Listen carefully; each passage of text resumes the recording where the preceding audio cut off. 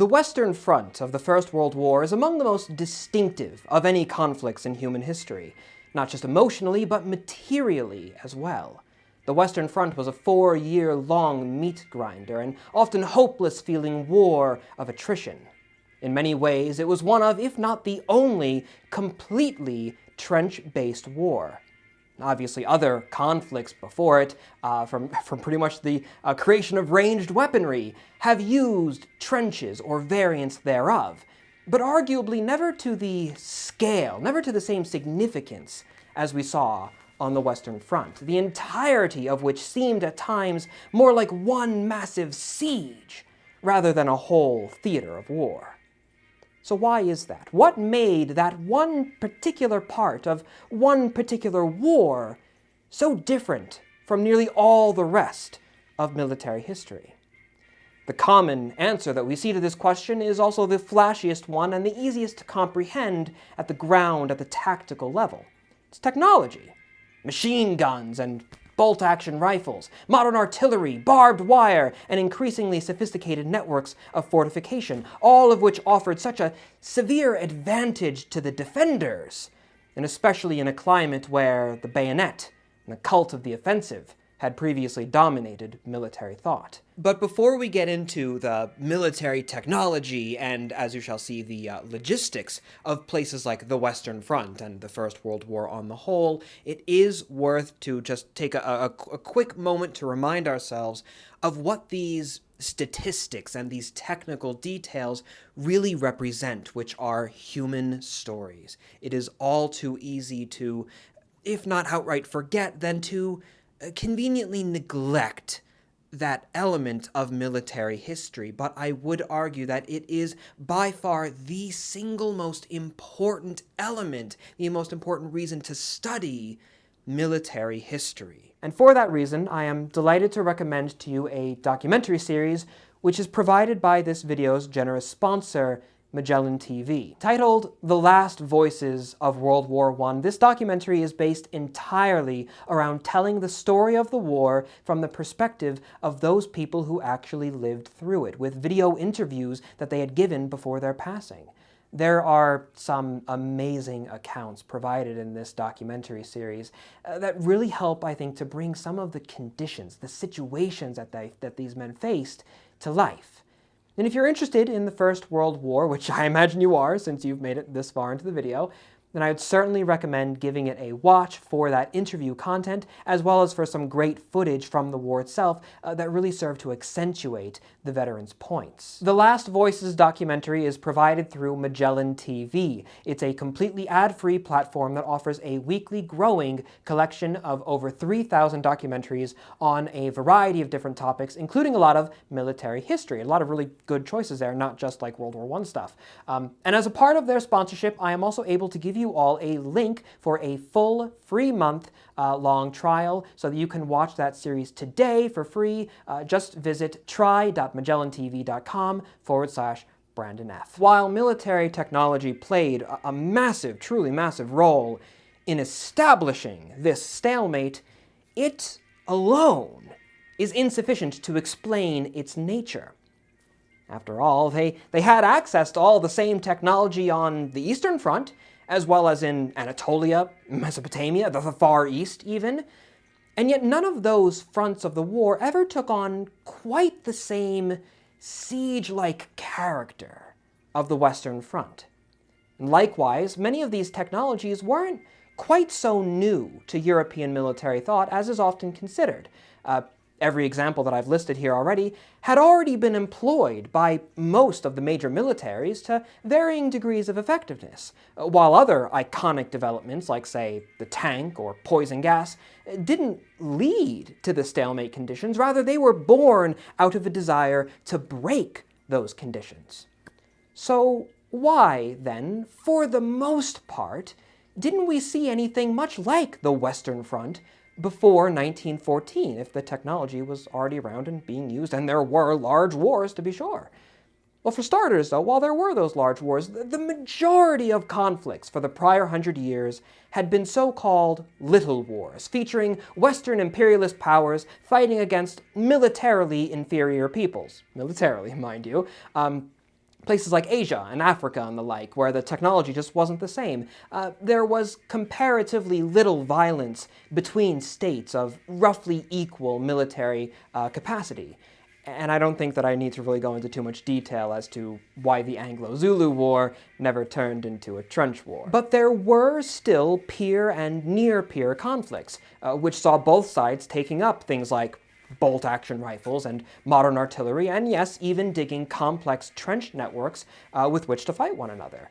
Like, say, for example, the Second Boer War, which regularly saw all of that, plus things like barbed wire, armored vehicles, like technically in the form of armored trains, and of course, machine guns.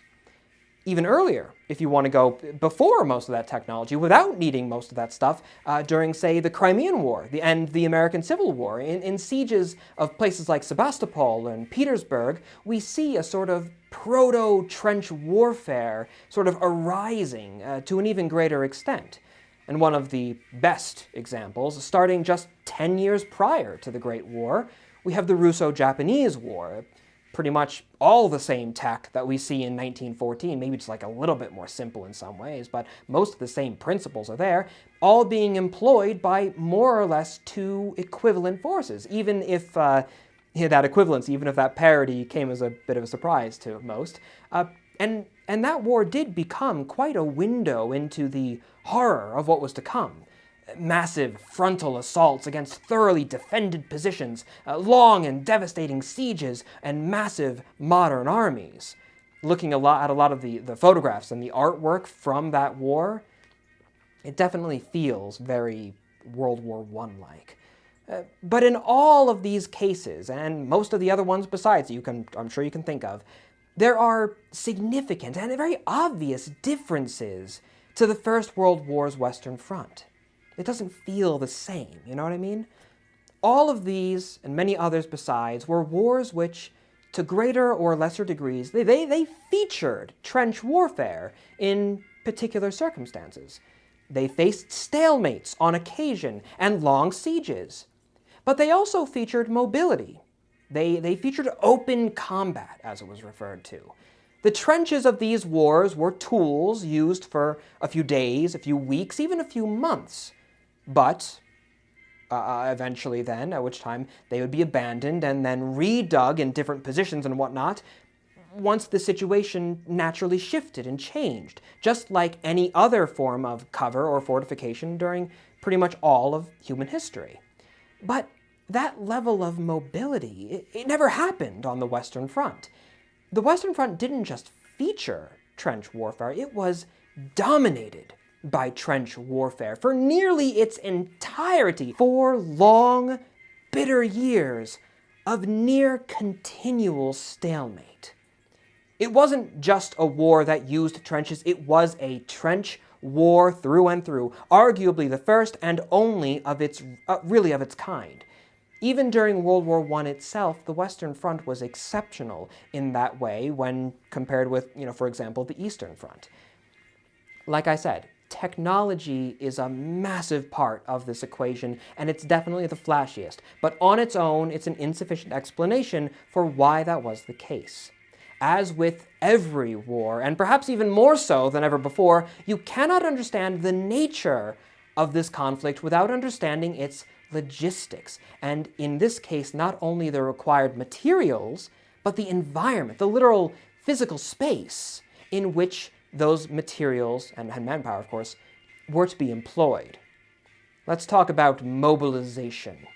Militaries in the early 20th century were larger and more complicated than ever before, owing to a wide variety of economic, cultural, and political developments over the previous 100 years. But in order for these massive conscript-based militaries to actually, again, physically, get all these men together and equipped and then get them where they needed to be, that's a massive undertaking. In his book, The First World War, which I'll link as a PDF down below if you'd like to see the source yourself, John Keegan describes how the German military needed a network of some 11,000 trains to fully mobilize. Now note, that's full trains. That's not individual cars. That's like the whole thing, like 50-car trains, 11,000 of them. And similarly, the French military would use some 7,000 trains. And railroads, at the end of the day as well, are only a part of this wider mobilization effort, which would also include things like motorized vehicles to some extent, and much more importantly, horses and wagons. Even the British, with their, comparatively minuscule army, needed some 165,000 horses to transport all of their equipment and supplies, while the German army, it's a little larger, you might say. They had over 700,000 horses. Generally, there was a ratio of 1 horse for every 3 men in the army. Mobilization was a large, complicated, and time-consuming task. It basically meant that if one side in a potential conflict began the process of mobilizing, pretty much everyone else has to do the same, lest the enemy be invading you and your army is stuck waiting at the train station. You got a bunch of conscripts with different pairs of boots and trousers laying all around the ground. They're trying to figure out, oh, which one is mine? What one do I wear? How do I get my weapon? Then get on the train and get to the front. It takes time. It's not easy stuff. And when it came to, for example, that initial German invasion, the invasion of Belgium that kicked it all off, that one single operation with 11,000 trains, it consisted of 750,000 men, with Entente forces in the same area, roughly equivalent in size, at least by the time things really got going. That's altogether 1.5 million soldiers fighting over a country with a population of only 7.5 million. A country of roughly 30,000 square kilometers, or 11,000 square miles. To drive from one end of Belgium to the other, it takes you less than 4 hours. You could bicycle from Germany to France in 10 hours or less, assuming that the Belgian and French militaries aren't trying to stop you, of course. And the Germans certainly tried to make it 10 hours or less, I'm sure. It is a tiny, tiny country. And it was looking down the barrel of an army that was 50% larger than the one Napoleon used to invade Russia. The Western Front, my point behind all of these statistics, the Western Front was big. It was massive from the very beginning. And those numbers, those are tiny. That's when things were just first kicking off. They would increase. They would get bigger. In a nutshell, after Germany failed to take Paris, the invasion kind of stalls. Both sides begin to maneuver. Battles are being fought this way and that. They begin moving over there, attempting to gain the advantage on one another, flank the opponent.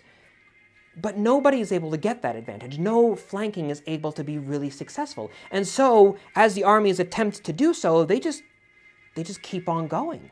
The front lines kept on getting wider and wider, supported by these behemoth forces that are just, where conscripts and volunteers are just flowing in by their tens of thousands to bolster the numbers.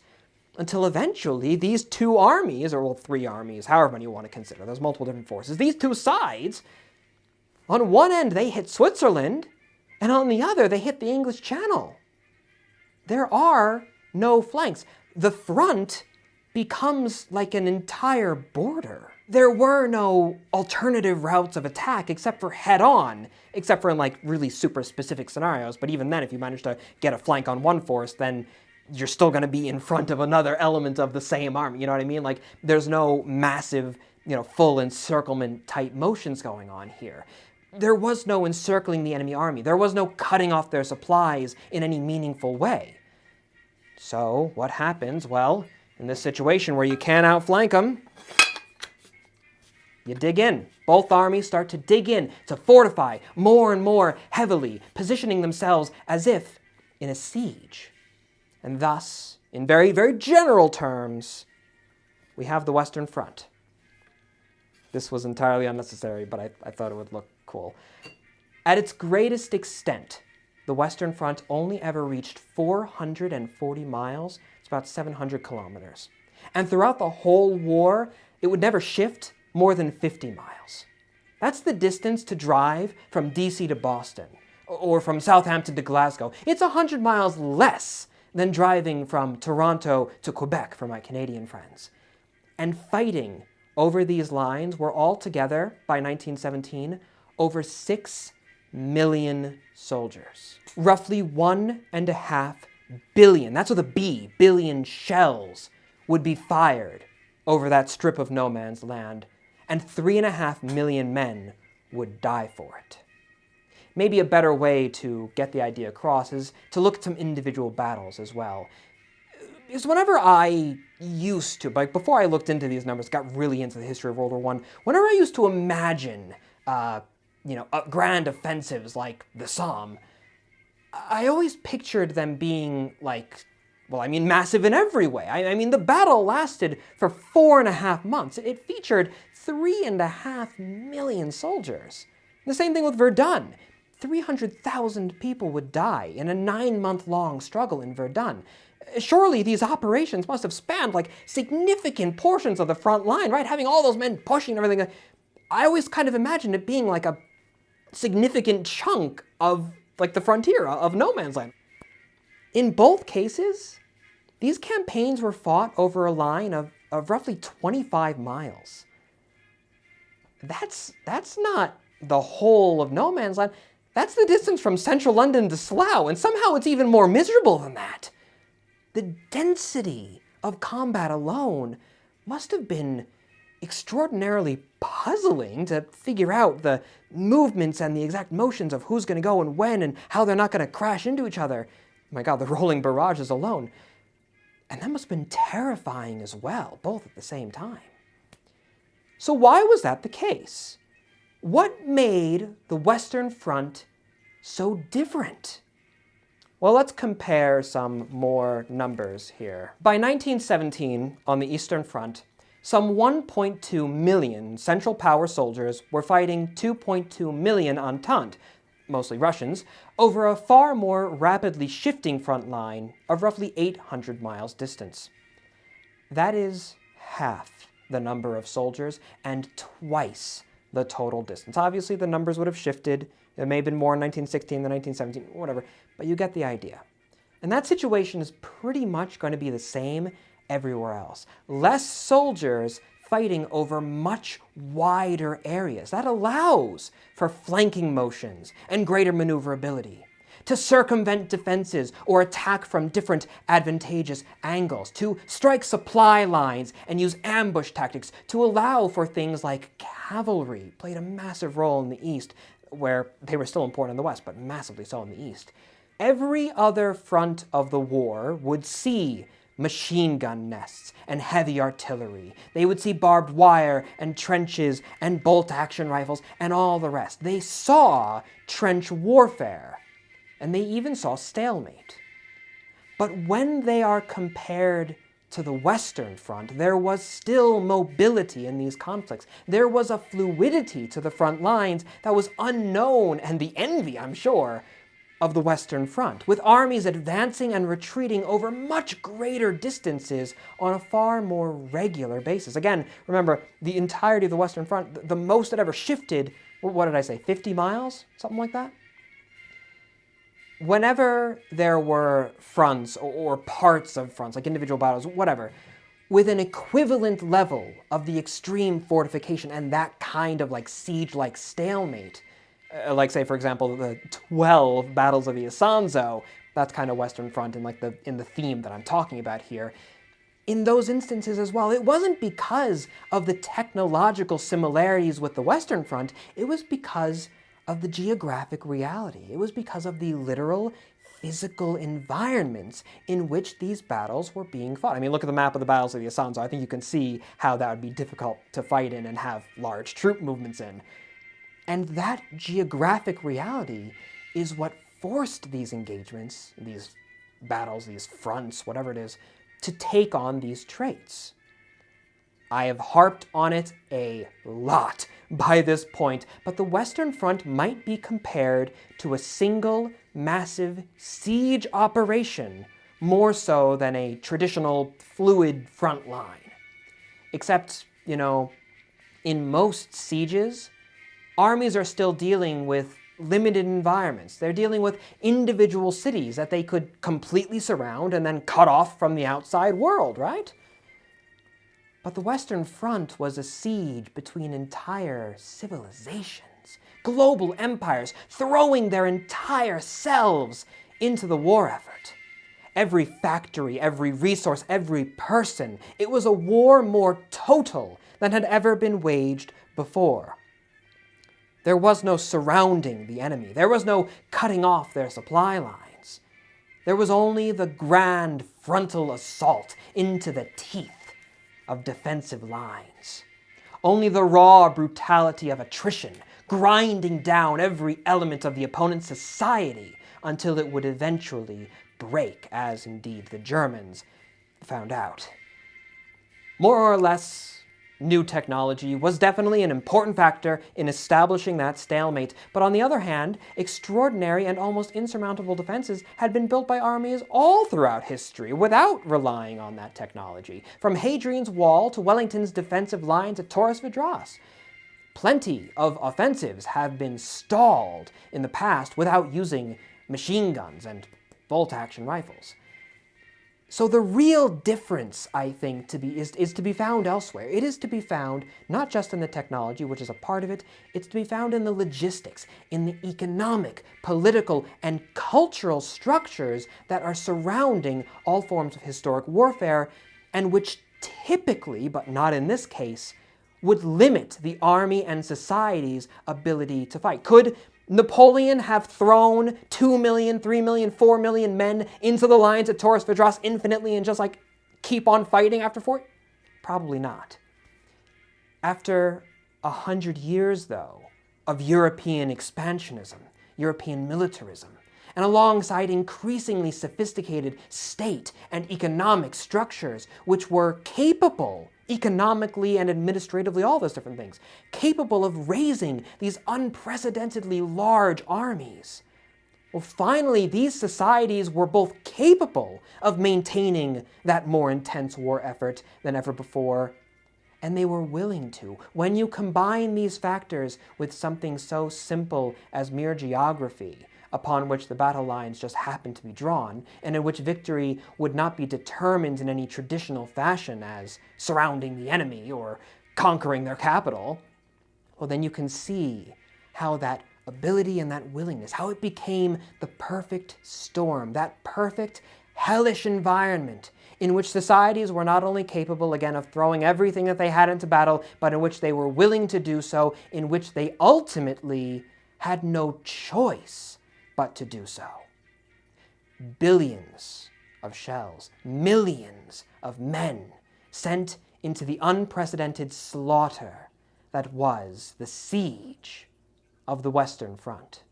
Thank you very much to Magellan TV for sponsoring this video, and thank you to all of you for watching as well. As ever, your viewership and support is greatly appreciated, and especially from those of you who make these videos possible. Oop, there we go. Been catching on that all day. Those of you who make these videos possible through your support on Patreon. Thank you all so very much. Until the next time, my dear viewer, I am, and I shall remain, your most humble and obedient of servants.